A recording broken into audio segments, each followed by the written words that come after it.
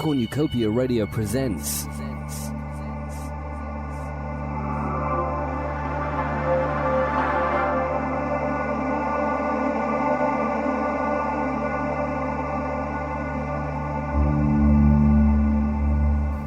Peter William Sutcliffe. The jury have found you guilty of 13 charges of murder. If I may say so, murder of a very cowardly nature. For each was a woman. It was a murder by getting on the head with a hammer from behind. It is difficult to find the words that are adequate in my judgment to describe the brutality and gravity of these offences. And I say at once, I am not going to pause to seek those words. I am prepared to let the catalogue of crimes speak for itself. He went on to say, I have no doubt that you are a very dangerous man indeed. The sentence for murder is laid down by the law and is immutable. It is a sentence that you be imprisoned for life. I shall recommend to the Home Secretary that the minimum period that should elapse before he orders your release on licence shall be 30 years.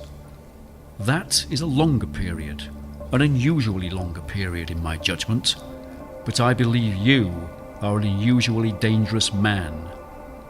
I express my hope that when I have said life imprisonment, it will precisely mean that. Mr. Justice Boreham, Number 1 Court, Central Criminal Court, the Old Bailey, London, May the 21st, 1981.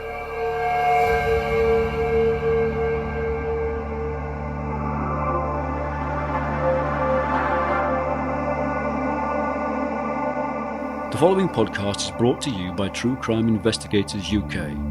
But who are they?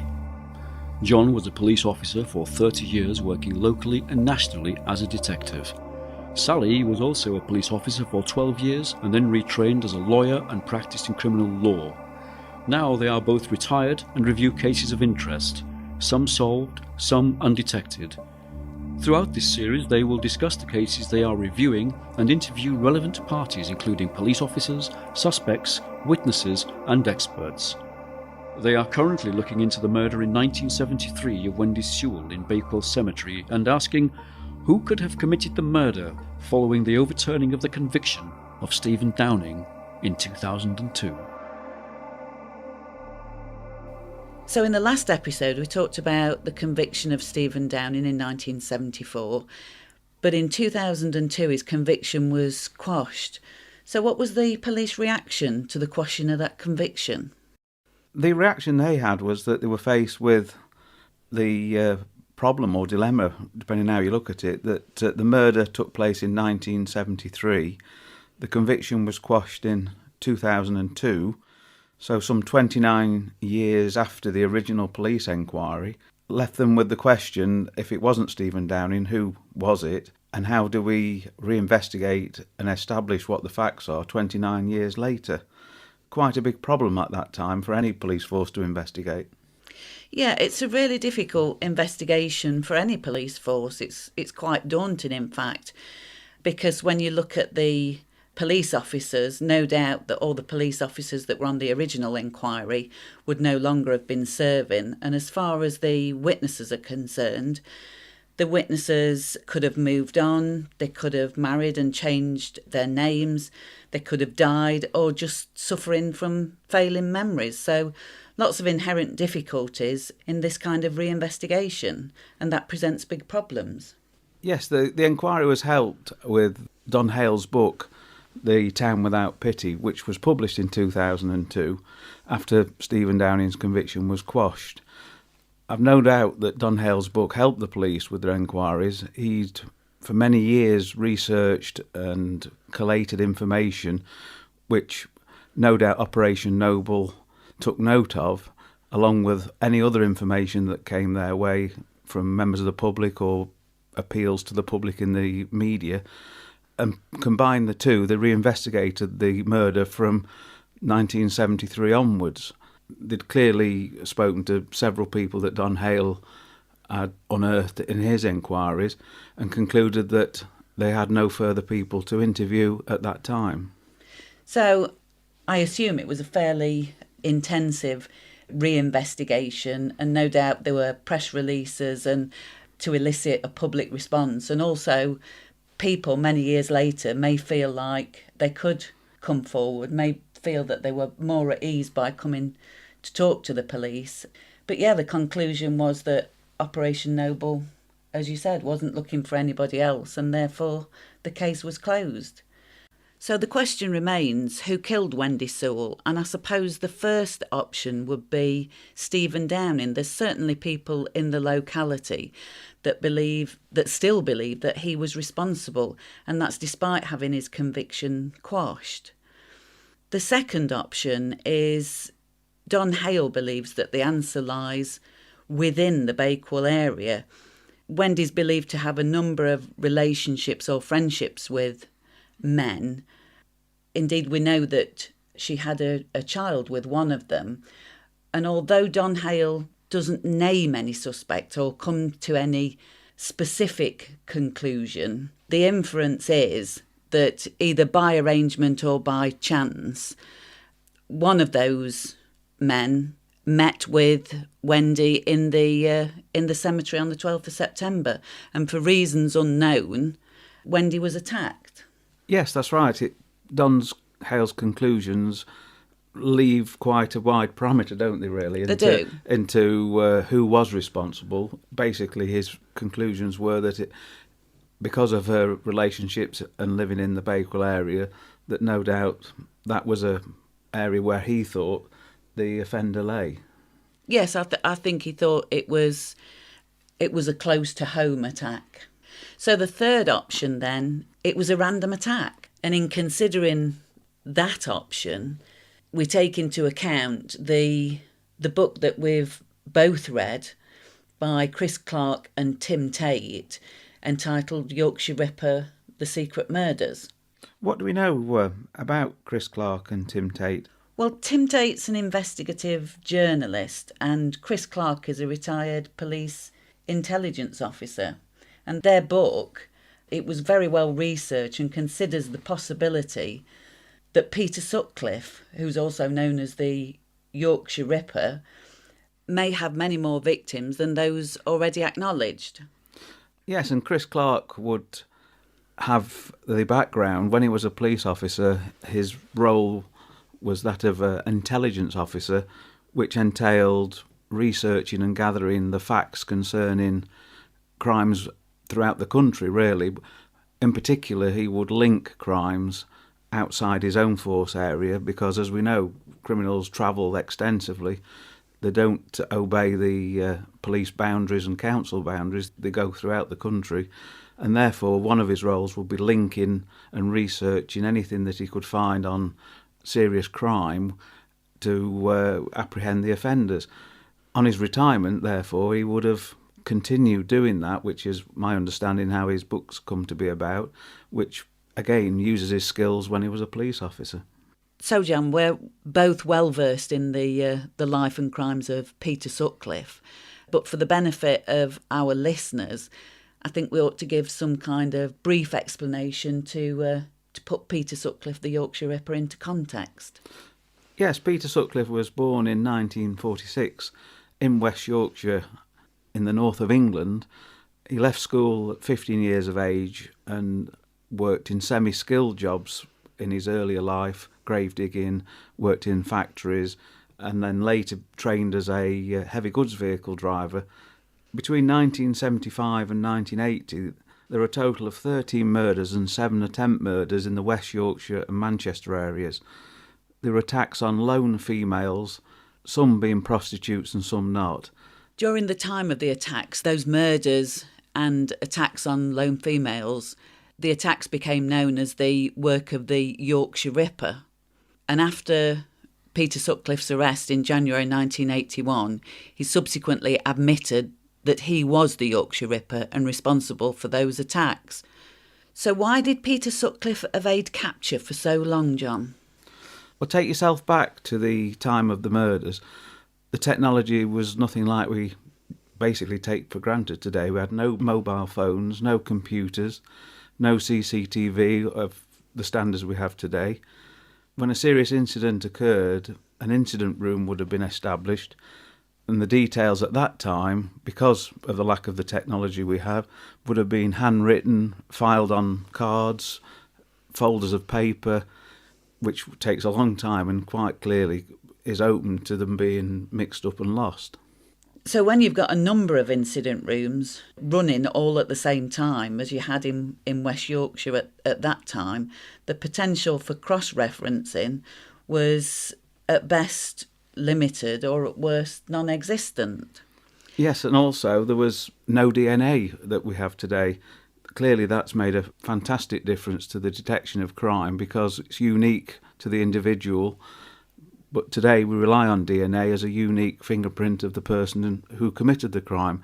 That wasn't available at that time. No, so they were really on an uphill struggle to deal with such a lot of attacks, so many attacks in a short space of time. Yes, each murder, as we've mentioned, an incident room, probably anything from 50, 100 plus police officers would be involved, all giving what we call actions, which is sort of an instruction to go and make an inquiry, trace somebody or a vehicle. All that information will be fed back. With so many murders taking place in that area, West Yorkshire Police, I mean, one of the reasons was they were just clearly overwhelmed with the amount of work, which resulted in mix-ups and mistakes. And once mistakes were made, they're very difficult to rectify when you're overwhelmed with the work. I joined the police in 1982, and within the next 2 or 3 years I was trained on the new computer system that was known as HOMES. That was the Home Office Large Major Enquiry System. And that system came about as a result of the Ripper inquiry.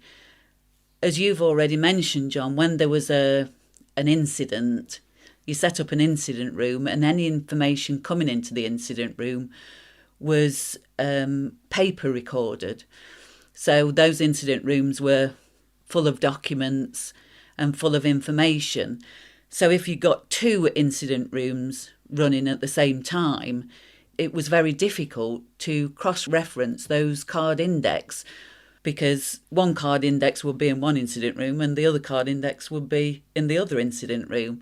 So the Holmes computer came about so that wherever you were, if you got access to the Holmes computer system, you could interrogate it and also interrogate a number of investigations that were running simultaneously. And just to mention, when the Ripper inquiry was in progress, they actually realised that the problem, or one of the problems they had, they were just completely overwhelmed by paperwork. Yeah. Different incident rooms in different locations. This, at one period, amalgamated them into one building, and they had to reinforce the floor because the weight of the paper was, and the people who were operating it, was too much for the building. It was a huge, there was tens and tens and tens of thousands of pieces of paper and cards. No matter how good or bad you were, it wasn't going to work. But there was no alternative at that time. Yeah, so they were really on an uphill struggle, and I suppose they were overwhelmed and presumably understaffed to deal with so many serious attacks in such a short space of time. Yes, also, Peter Sutcliffe, no doubt, was following the progress of the murders. It received a lot of press and television coverage at the time, and quite cunningly started to vary his method of attack to frustrate the police, really. So although there were similarities in most murders, there were differences. To frustrate the police even further, partway through the enquiry, the police started to receive, well, they were addressed to the Assistant Chief Constable, George Oldfield, letters purporting to be from the Yorkshire Ripper, and eventually tape recordings were sent where on the tapes he was taunting the police, saying that they weren't very good at the jobs and his boys were letting him down.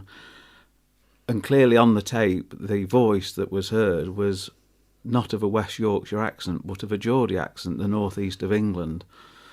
I recall this very well because in the late 70s, I was a serving officer, and when you went on to the CID, you had to go on a training course, and I went to the one which was at that time in Wakefield, clearly in the West Yorkshire area where all these attacks were taking place.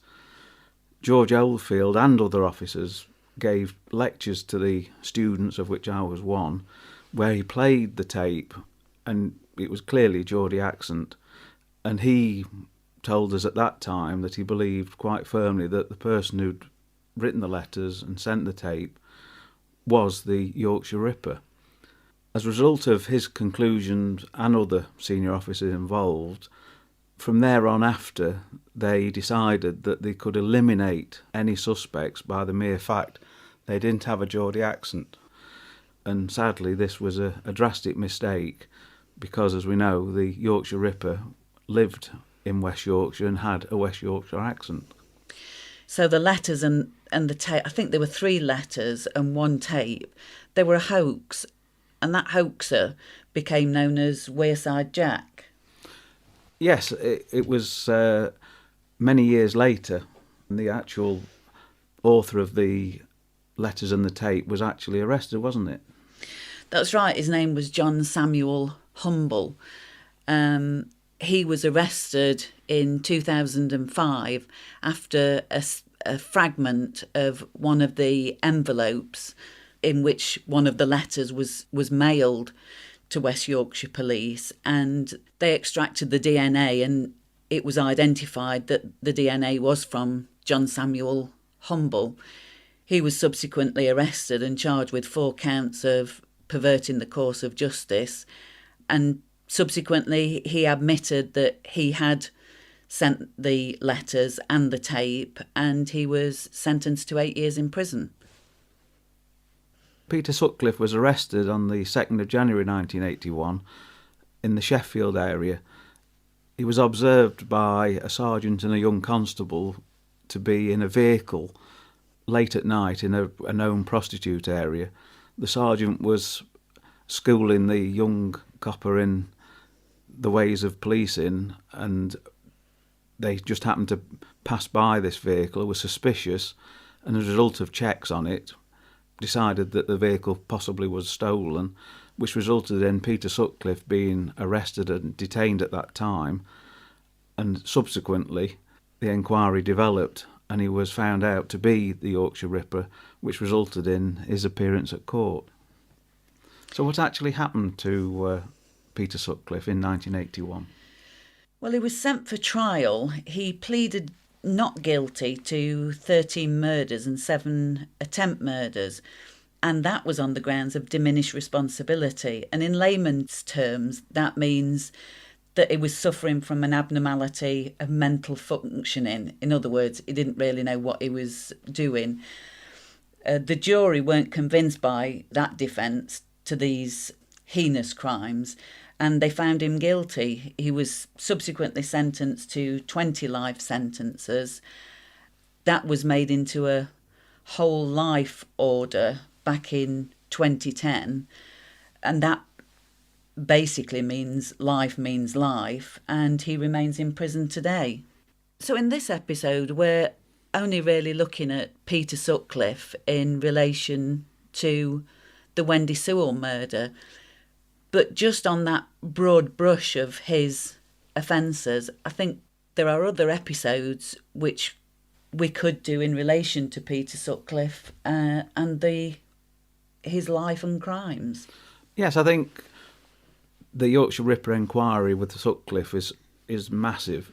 I mean, 5 years, 13 murders, 7 attempt murders, and as we have learnt, there's probably many more crimes that he hasn't been convicted of. I think in the future we ought to have a look at this and compile in an investigation of our own. Do you think? I think it's certainly worthy of some in-depth review. But for this purpose of our podcast today, we're going to look at the suspected connection of the Yorkshire Ripper with Wendy Sewell, aren't we? We are. And to that end, who do we need to talk to? I don't know Chris Clarke and Tim Tate. I'll make some inquiries and see if we can have a talk to them and if they will help us with our investigations into the Wendy Sewell murder and see where we go.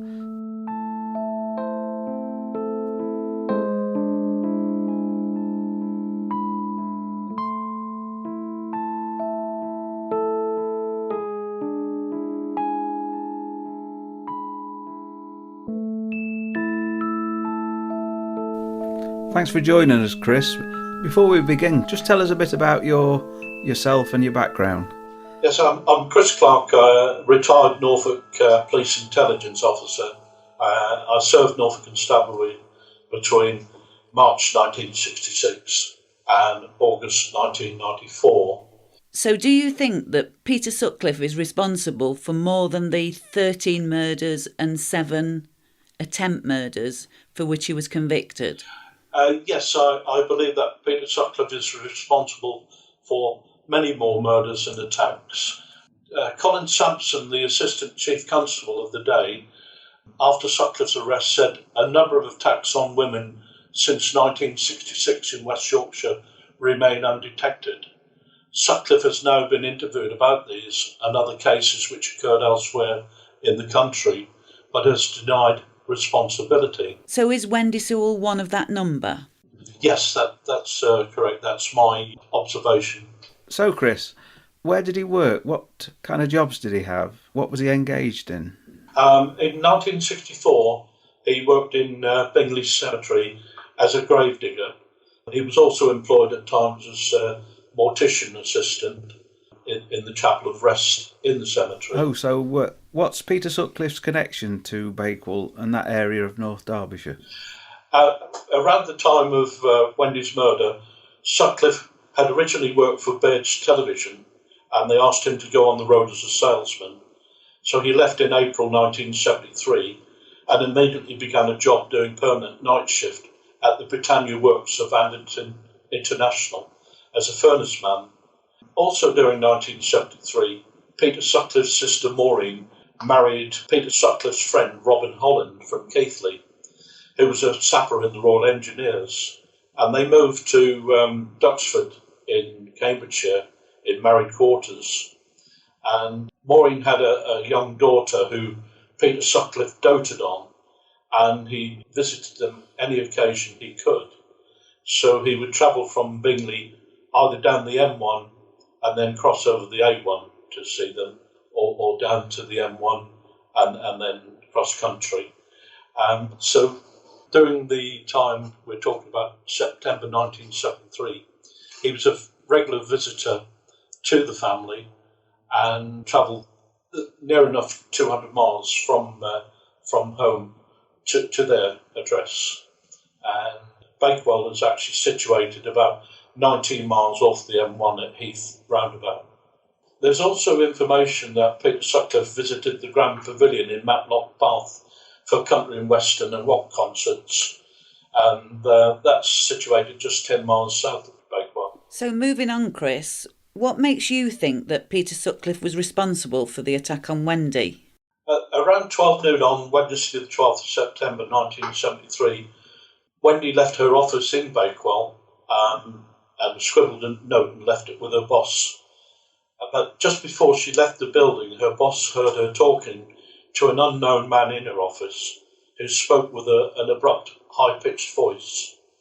Now, Peter Sutcliffe has such a voice, and two of his survivors mentioned that John Tomey, who was the taxi driver attacked by him in 1967, and another confirmed victim, Tracy Brown, who he admitted attacking in Silsden in 1975, they had both remarked about their attacker having an insipid, high-pitched voice. And I understand, Chris, you secured a copy of the pathologist report by Professor Alan Usher. What did you make of it?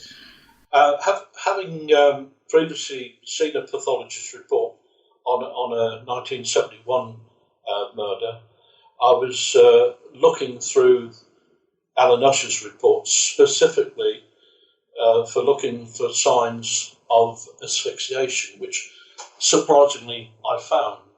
It was quite clear to me that before Wendy was attacked with the pickaxe handle, she was standing and attacked from behind with a knotted garrote rope which was looped over her neck, which when tightened and fashioned in a tourniquet tightening would cause asphyxia and would cause her to stumble through lack of consciousness to her knees, which is evidence from the scenes of crime photograph I've seen where Wendy actually has staining on her trousers at her knees.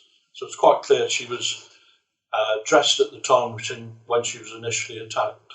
And then having stumbled to her knees, she was subject to a frenzy attack where she was smashed on the back of her head with the pickaxe handle at least 8 times, as well as being kicked.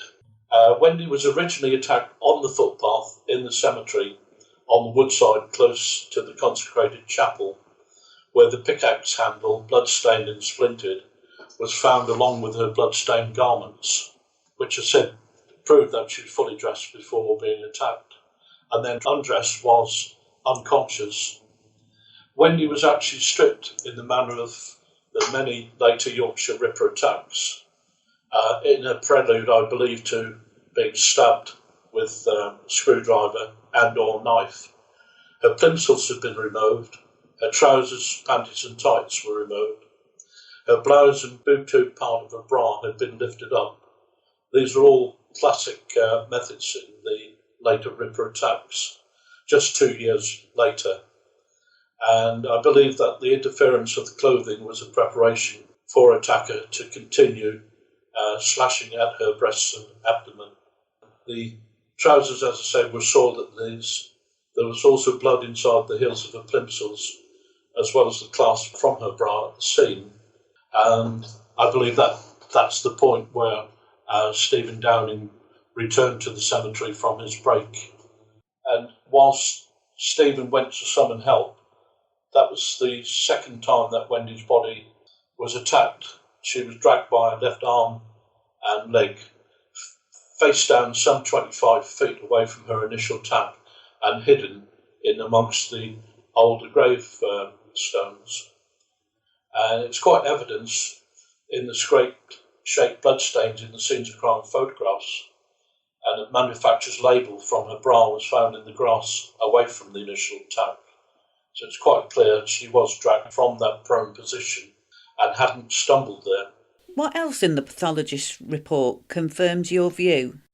Well, within Alan Usher's report, it's quite clear in page 4 of his report, when he studied Wendy's larynx, he said that there was massive ecchymosis in the mucous membrane below the level of the false vocal cords, and in layman's terms means a massive bruise in the area of the Adam's apple, which I believe was caused by this knotted garrote, which went over the Adam's apple. And then he goes on to say, in the cervical neck muscles, some bruising of the deep cervical muscles. And in layman's terms, it's pressure by squeezing on the muscles surrounding the back of the neck.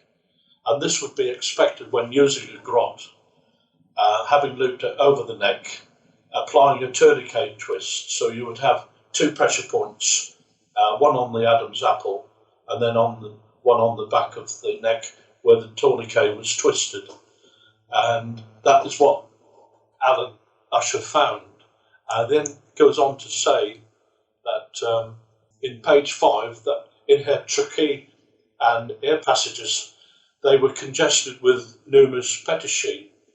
And in layman's terms, that means the air passages were congested with a frothy mucus under pressure. This is a characteristic finding of asphyxiation and results from hemorrhage at the end of the capillaries as blood is pumped through dead cells. And then finally goes on to say that he examined sections of the lung, showed the same congestion in places, and it showed that the air passages were full of mucus under pressure. So he realised at that time that in addition to the other injuries, that Wendy had been asphyxiated. He put it in his report and then never made any further reference to it, and nor was this presented in evidence at Stephen's subsequent trial, or his 1974 appeal, or the subsequent CCRC appeal. So just to clarify, Chris, what you're saying is that the pathologist made comment on the injuries, but there was no conclusion as to what caused them. Exactly, yeah. It was just left like not referred to, like it wasn't relevant to Wendy's attack. They said it was never mentioned at any stage thereafter, and even in Operation Noble, which is the full reinvestigation of the case. And whoever reinvestigated the case under Operation Noble should have and would have read the full pathologist report that I read and seen the inference within it. Am I right in saying, when Stephen initially found Wendy, she was lying by the grave of Anthony Naylor, and when he returned with help, she'd been moved in a way you describe, so she was now nearer to the grave of Sarah Bradbury? Yes, that's right. I mean, you go by the scenes of crime photographs, and there is a trail from the initial attack scene on the footpath across the grass and across one of the older grave surrounds to the position that you've just mentioned. In the meantime, I believe the perpetrator left the area via the Catcliffe Wood. There is a footpath quite close to the initial attack scene. So, Chris, what you're saying is that Peter Sutcliffe is responsible by the nature of the attack, the type of injuries, and the removal of her clothing? Yes. If you look at Peter Sutcliffe's attacks, many of them, each element is identical to his attack. The only thing different in Wendy's case is that a pickaxe handle was used instead of a ball peen or walling hammer, which the latter are used on a couple of occasions. And additionally to the evidence I found of the garroting, Sutcliffe had used a knotted length of rope on his last two victims in 1980, as well as a hammer, and he also kicked and stamped some of his victims. And it's also evident to me that a garrote had been used in a number of unsolved murders committed, first of all in 1970 and then later in 1974, which there is strong suspicion that he had committed. Chris, how do you know Stephen Downing? I think it was 2013. I bought a copy of John Hale's book, and having read it, I actually saw the Yorkshire Ripper in that case. And the only problem was I had the method and the motive, but I didn't have the opportunity. And it wasn't until later in the year I was able to establish that Sutcliffe travelled through the Midlands, as I mentioned earlier, down to Cambridgeshire and to London. So it was at that point I decided to try and make contact with Stephen. I initially made contact with Nita, his mum, and Chrissy, his sister, because at the time Stephen was very guarded as to what people's motives were. And once he realised where my intentions were, he fully trusted me and gave me whatever information he had, which was a copy of the pathologist's report. Chris, there's been two reports into Peter Sutcliffe's offending, the Byford report and the Samson report. What do you make of those two reports? It's quite clear that both gentlemen realised from the outset that Peter Sutcliffe wasn't the Yorkshire Ripper, he was the United Kingdom Ripper, and that they realised there were many more offences that he'd committed from 1969 till the start of the Ripper series in 1975. And Keith Helliwell, who was the detective superintendent in 1982, was appointed by Colin Sampson to investigate what other attacks and murders Sutcliffe had committed, both in West Yorkshire and throughout the United Kingdom. So you believe it was wrong to call him the Yorkshire Ripper? Yes, it made it parochial, so that people outside of West Yorkshire and the two in Manchester, women were going about at night time, not fearing that this man was going to be behind them and attack them whilst they were unaccompanied. So this was why he was able, from 1970, to commit many more offences throughout the country, including the Midlands and London. Well, we're coming to the end of our time chatting together, and I'd like to say a thank you on behalf of both of us for you helping us out today. In conclusion, could I say that you believe that Peter Sutcliffe's offending is not reflected in the convictions for which he remains in prison? And I think that's the conclusion you come to in your book, The Yorkshire Ripper, The Secret Murders. Yes, totally. Like I said, I've identified many more attacks and many more murders. So you genuinely believe that Peter Sutcliffe's offending is far more widespread? Most definitely. Like I said, throughout the United Kingdom, I can place him in Scotland, the Midlands, the West Country, and London and the home counties. So you are of the opinion that Peter Sutcliffe murdered Wendy Sewell? There is every element of Peter Sutcliffe's offending within Wendy's case. So right down in every detail, apart from the pickaxe handle supplemented for a hammer.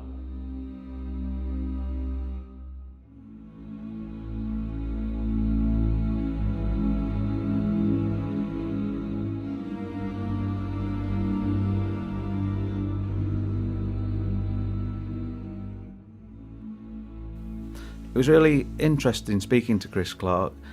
He comes to certain conclusions concerning his views on Peter Sutcliffe and Wendy Sewell, doesn't he? He does. So let's consider what he's told us and let's think about those issues. Can we put Peter Sutcliffe in Bakewell on the 12th of September? Let's consider that first. As far as I'm aware, we can't. We can't definitely say that he was in Bakewell at that time, but what we do know is that he travelled extensively and he was certainly believed to be a visitor to the Pavilion in Matlock Bath, which is a nearby town, so not a stranger to the area. That's right. We've nothing specifically that we can find that said that on that date of Wendy's attack and subsequent murder, Peter Sutcliffe was in Bakewell, can we? No, we can't. So let's consider some of the other issues. In the early to mid-60s, he was a gravedigger in the West Yorkshire area and also worked as a mortician's assistant. And reading several books on him, he clearly has a macabre interest in graveyards and dead people, which is commented on by numerous people I've read. So again, we've got that he visited or the murder took place in a graveyard. Yeah, the next thing is Peter Sutcliffe known to attack lone females? Well, the reign of terror that the Yorkshire Ripper caused between 1975 and 1980, all the attacks were on females, many of them lone females, either working as prostitutes or just happened to be in the wrong place at the wrong time when he saw them and stalked them. Some were young people, professional people. They weren't all prostitutes, but they were all lone females at the point of attack. Similar to Wendy Sewell, who was, as far as we're aware, was alone in the graveyard on the day in question. Yeah, that's right. And does the method of attack on his known victims bear any resemblance to the way in which Wendy was attacked? The attacks on all the Yorkshire Ripper victims primarily were attacks with a hammer, a ball-peen hammer or a similar hammer, which rendered the victim unconscious or even caused the death on some occasions.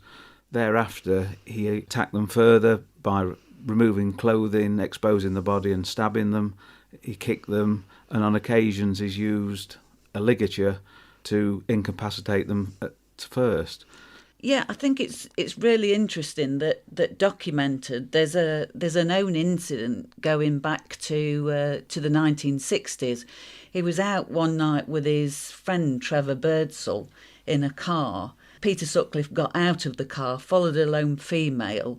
I think she was believed to be a prostitute, and he attacked her from behind. And his weapon of choice on that occasion was a rock in a sock. And he then returned to Trevor Birdsall, who was waiting in the car, and he told Trevor what he'd done. And the second thing of interest is, in the 60s again, he was convicted of going equipped to steal because he was arrested in possession of a hammer. Yes, as well as the method of attack, which again is similar to Wendy Sewell's, although the Yorkshire Ripper didn't use a pickaxe handle, as we've mentioned, it was normally a hammer.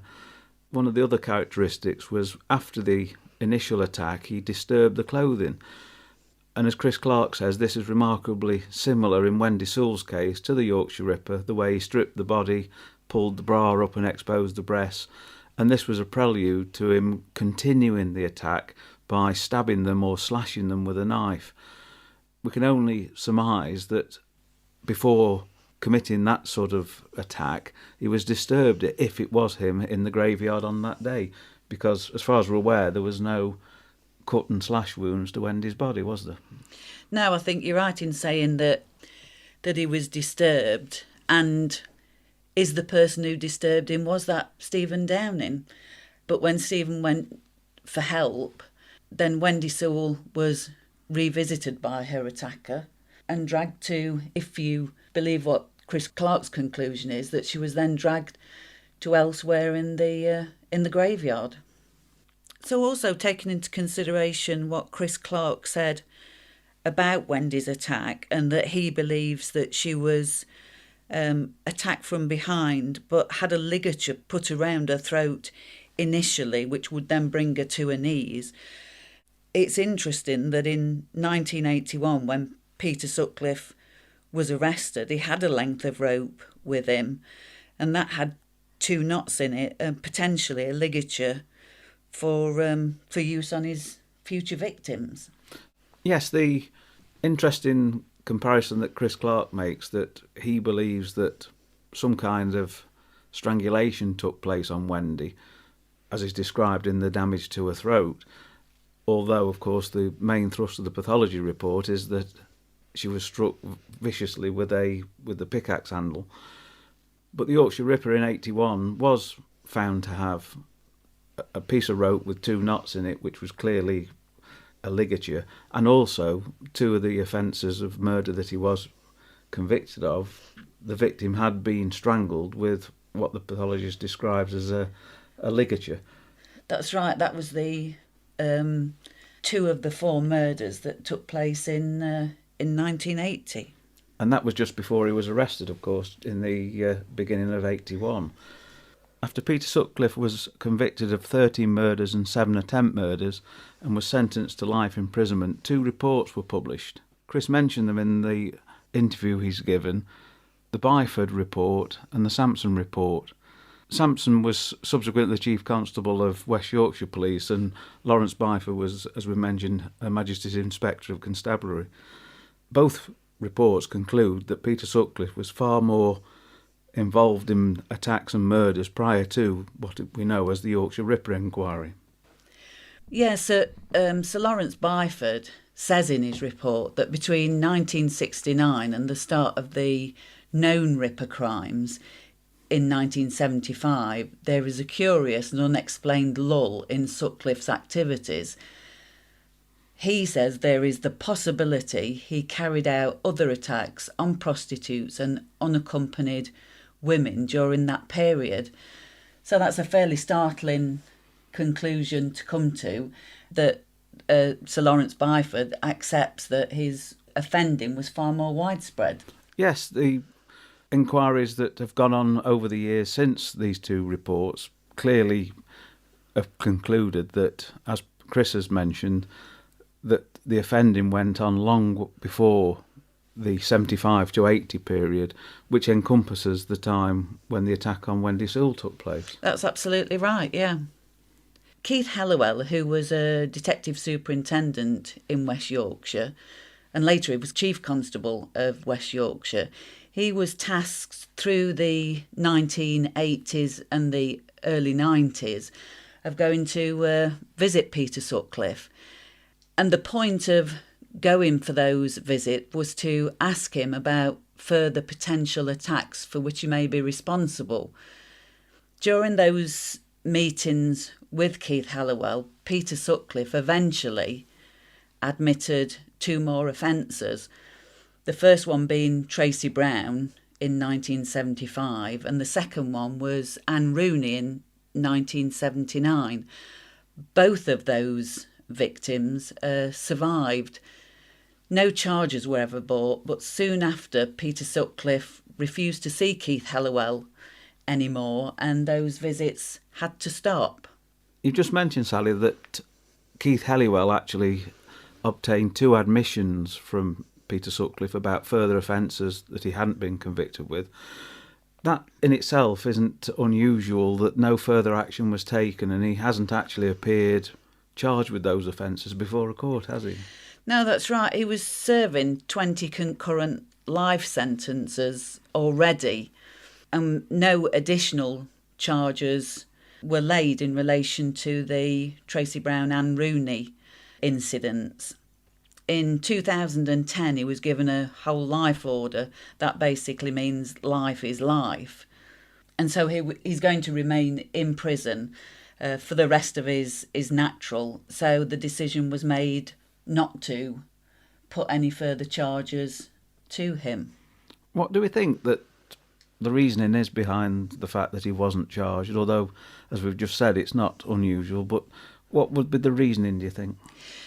I think in those kind of cases where it's apparent that the defendant is going to spend the rest of his time in prison, the reason that those charges aren't laid and additional convictions attracted is, I suppose, may very well come down to one of cost. It's quite expensive to take a person to court, and if he pleaded not guilty, that would lead to a trial. So I can see from that point of view why you wouldn't put those extra charges. But in doing that, that doesn't really leave any form of justice for those 2 victims, Tracy Brown and Anne Rooney, because although Peter Sutcliffe has admitted that he was responsible for their attacks, there is no conviction that would uphold that. Yes, and in reality, Peter Sutcliffe will never come out of prison. So I suppose the reason is that we can't prevent him from attacking anybody further because he isn't going to be released. So, as you say, money and cost does come into it, and the fact that it was years after the event, doesn't it? Yeah, I think it's also, what do you achieve? But I suppose the answer to that is you achieve justice for the victims. Chris Clarke has compiled a list in his book of attacks that he suspects Peter Sutcliffe is responsible for. Keith Halliwell also compiled a list which is very similar to Chris's, although this hasn't been made fully available to the public. Would you think Wendy Sewell would have appeared on that list? She wouldn't have appeared on that list because at the time that Keith Halliwell was compiling his list, that was in the early 90s, and Stephen Downing was still in prison, convicted of Wendy's murder. Therefore, it wouldn't have appeared as an undetected murder. The ones that Keith Halliwell were looking at were attacks on lone females where no one's been arrested and or convicted of that attack. So, no, it wouldn't have appeared on that list.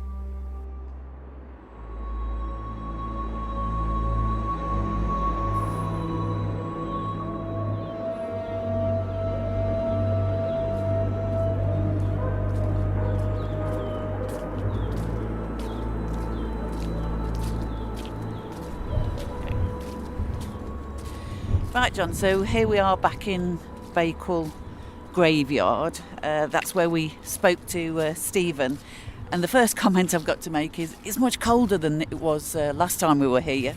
Yes, we're in winter, aren't we? Yeah. So what are your final thoughts about the Wendy Sewell case? I find it a very bizarre case when you look at all the facts. The attack in this graveyard, which is open to the public like it is today, it's overlooked by houses, the upper windows look out to where we're stood now, and in fact there's one or two people in the graveyard wandering around, open to the public. It's absolutely bizarre why anybody would attack anybody at this location. And at that time of day? Yes, it was attack of midday. Lots of people could be walking or looking out of their upper windows of the house. You just wouldn't plan an attack at this location. It must have been a spur-of-the-moment attack for reasons we don't fully understand, and a very vicious attack. The pathologist said that Wendy was struck several times with powerful blows to the back of the head, which would have brought her to her knees and onto the ground. And then, if that wasn't long enough, whoever attacked Wendy spent time removing her clothing. Upper clothing was removed, various other items of her clothing were removed, and there was two locations. The first location was near a gravestone where we stood, isn't it, Sally? Yeah, this is the gravestone of Anthony Naylor, and that's where Stephen says that he found Wendy when he returned to the graveyard. Yes, and then according to further reports, when Stephen went for help and returned, she'd actually moved some distance up the graveyard. That's right, yeah. It's about 25 yards, 30 yards away up to the grave of Sarah Bradbury. Yes. So if you look at it overall, whoever attacked Wendy spent some time here in this location, which I do, as I've said, find very bizarre. You'd have thought if it was an attack here, you'd make a quick attack and leave the scene as quickly as possible before anybody saw you. But that doesn't seem to be the case, which defies belief, really, why anybody would do it here. It's a risky attack, isn't it? It's a risky business that's... Well, yes, I mean, why here, we don't know. And why in this public location, again, we don't know. When I stand here and I think about it, I do find it's a really sad case, not just for Stephen and his family, but also Wendy Sewell's family and friends. Not only have they lost Wendy, but they've lost her in such a savage and brutal way. Yes, and Chris Clarke firmly believes that the Ripper, Peter Sutcliffe, cannot be ruled out of this attack, bearing in mind the method of the attack, the way he used to attack victims, female victims alone, removing the clothing in a very similar manner to this. Yeah, the similarities are striking, aren't they? And Chris genuinely believes that this is the scene of a Ripper attack. It's now many years since Stephen was released, and there's been no alternative resolution for the Sewell family, and sadly that does happen, not just in this case, but many others.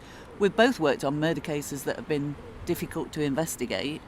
Yes, the people's perceptions are that the police always catch the person responsible, and as we know, and we've worked on many murder cases and serious crimes where we don't catch the perpetrator for various reasons, and there's a big misconception that people get their ideas from watching the television.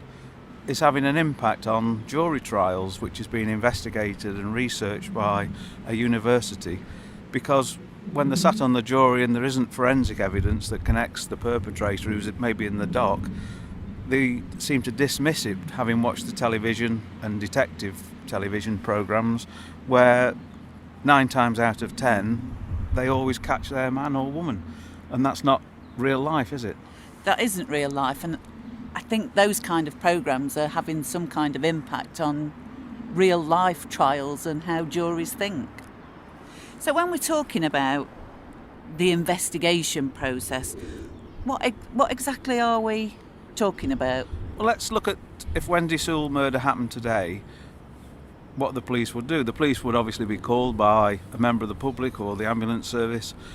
They'd attend and seal off the scene. The first port of call is obviously the body, the forensic examination by a pathologist at the scene, and the gathering of forensic evidence which you cannot replace once it's been destroyed.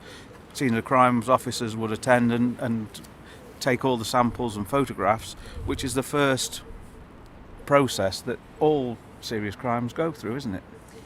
Yeah, you need to secure your scene as well first, don't you? I mean, that always annoys me on television when you see that there's a body on the floor and then there's everybody and the dog trampling over it and picking things up and putting things down and not wearing gloves, and that's not what you actually do at a crime scene. You need to secure it so that there's no potential for any ruining of the scene or cross-contamination. Yes. In the day of Wendy Sewell's murder, of course, as we've mentioned before, there was no DNA evidence, was there?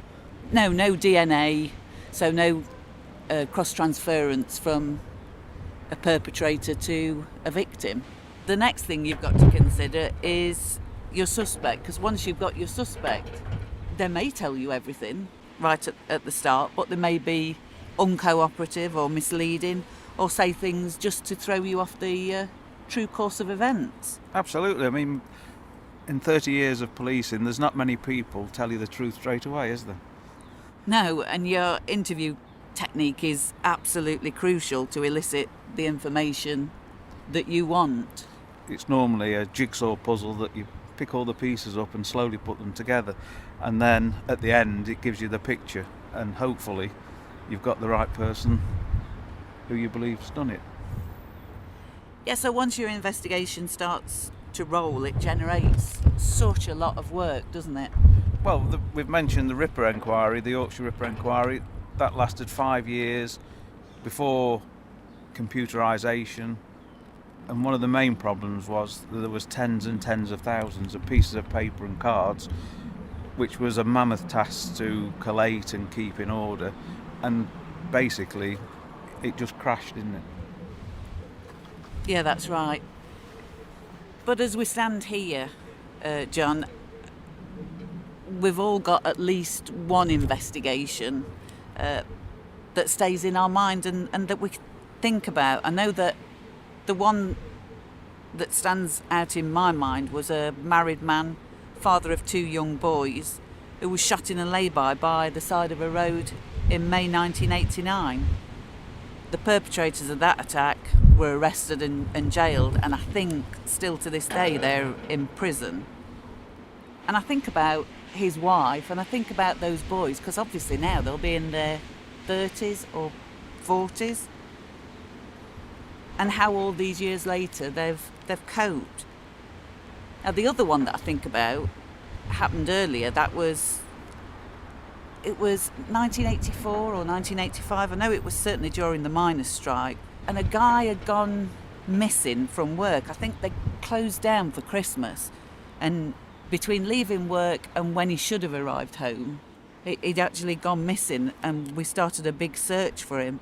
One of his work colleagues had killed him, stored his body at home before taking him to a family member's freezer and storing him in the freezer. He too was arrested and convicted, and I do think about that family quite a lot. So there are investigations that do stay with us and we do think about and talk about. So what about you, John? What case is it? And I think I know the one that you're going to say. Yes, when we discussed doing a crime podcast, we ran through various names, didn't we, of cases and interesting cases that we could investigate and produce a podcast about. And we did mention the Michael Pritchard murder, which was in November 1989 at Kirk Langley in Derbyshire. I was one of the detectives on that case, and in fact was on it for several months. Michael Pritchard was a delivery driver, delivering parcels to door at rural villages in Derbyshire. And at Kirk Langley, he left his car to go and deliver a parcel and left the vehicle with the engine running. While he was absent from the vehicle at somebody's door, he witnessed somebody getting into the vehicle and tried to stop them driving off. In doing so, they drove over him and killed him. Very sadly, that was never detected, and in fact, I still keep in touch with Michael's widow, and I think that's one that we should look at in our next episode. Yeah, I think we should. So then, finally, John, on this rather cold and windy day in Bakewell, do you think the Wendy Sewell murder will ever be solved? As we know, and you know, and as well as myself, in respect of undetected murders, they are never forgotten. They're always re-examined. There's departments now that specialise in reinvestigating murders. Every new piece of information is analysed, and if there is a prospect of detecting it, it always will be. However, in Wendy Sewell's case, we're going back all these years. And it has been reinvestigated during those years, hasn't it? Yes. Operation Noble. Absolutely. Over the years since Stephen was released, Operation Noble re-examined it, spoke to witnesses, looked at the forensic evidence, did the best they could, and we're standing here today. Wendy Sewell's murder is not detected. But we'll never stop looking.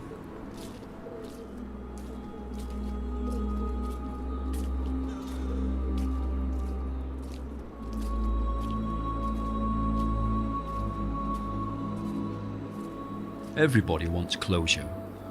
In many ways, that is what a cemetery offers. A full stop to a person's journey. A message on a tombstone and a simple understanding of someone's life and how they died. But there are gravestones in every cemetery around the world that can never offer a full stop. They can only ever offer a question mark.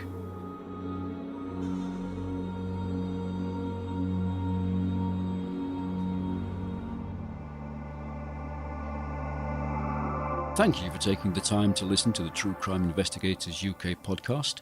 This show was researched, produced and presented by John and Sally Midgley. The narrator was Stephen Mawson. It was edited and produced for Cornucopia Radio by Peter Beeston. You can find out more information and case notes about the Wendy Sewell murder by visiting our website at truecrimeinvestigators.co.uk. On the website, you will also be able to send us messages, discover subscription links for all podcast platforms, and follow us on all our social media accounts.